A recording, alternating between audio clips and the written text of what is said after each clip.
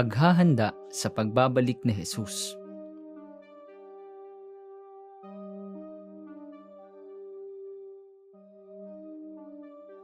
Ayon sa Ebanghelyo ni San Marcos, ay binabanggit ni Jesus ang tungkol sa katapusan ng mundo at ang kanyang pangalawang pagdating sa kaluwalhatian.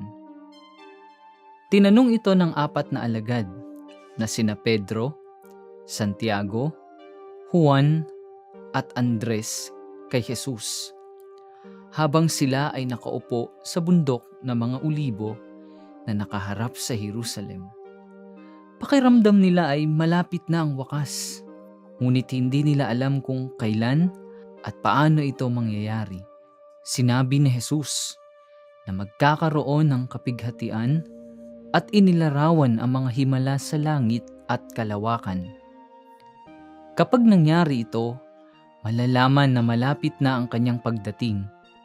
Sinigurado ni Jesus sa kanila na siya ay babalik muli, pero kung kailan, paano, hindi niya masasabi, kaya dapat silang maging mapagbantay. Subalit sa mga araw na iyon, pagkatapos ng kapighatiang iyon, magdidilim ang araw, hindi magliliwanag ang buwan, malalaglag mula sa langit ang mga bituin, at magugulo ang mga kapangyarihan sa kalawakan. Pagkatapos, makikita nila ang anak ng tao na nasa ulap, may dakilang kapangyarihan at karangalan. Susuguin niya ang kanyang mga anghel sa 4 na sulok ng daigdig upang tipunin ng mga ito ang mga hinirang ng Diyos.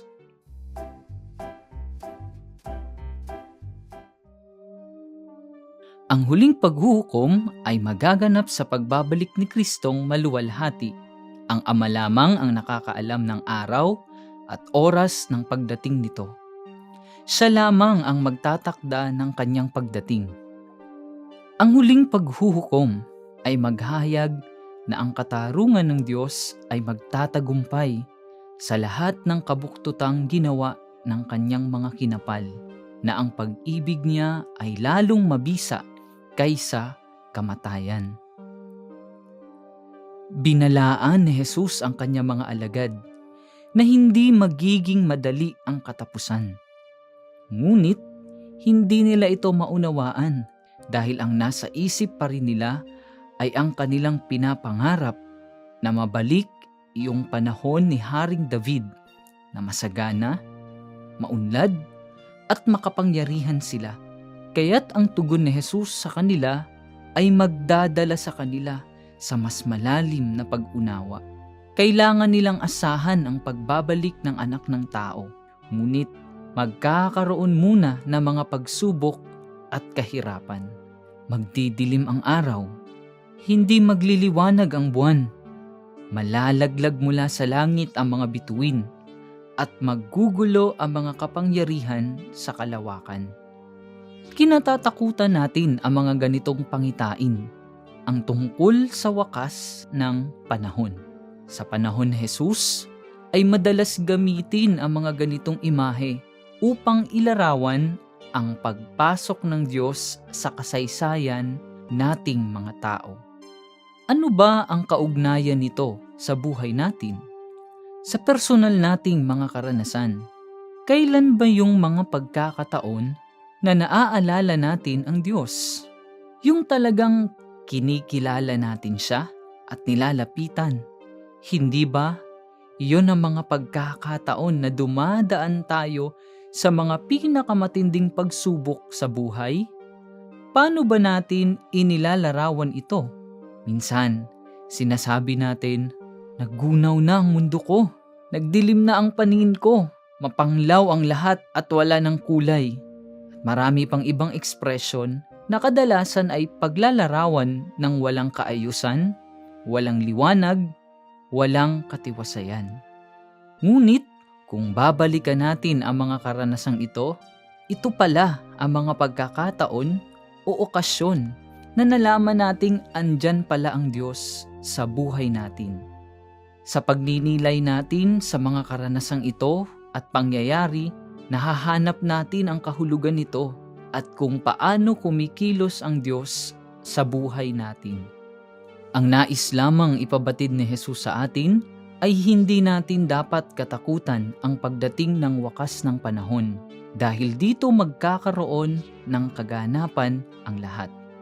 Ang Diyos ay mas makapangyarihan sa lahat ng mga pagsubok na dumarating sa buhay natin. Kaya't sa Kanya lamang tayo aasa at walang hindi mapagtatagumpayan ang ating Diyos. Sa huling paghuhukom, mahahayag ang kaliit-liitang bunga ng kabutihang ginawa o hindi ginawa ng bawat isa sa buong buhay niya sa lupa. Sa makatuwid, tayo'y may pananagutan sa buhay na meron tayo at inaasahan ng Diyos na gawin natin ang tama at mabuti. Paano kaya natin mahaharap ang pagsusulit na ibibigay ng Diyos sa Kanyang muling pagdating?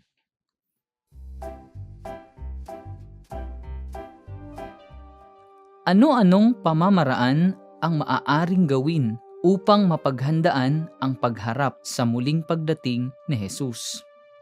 Una, manatili tayong larawan ng pag-asa para sa iba.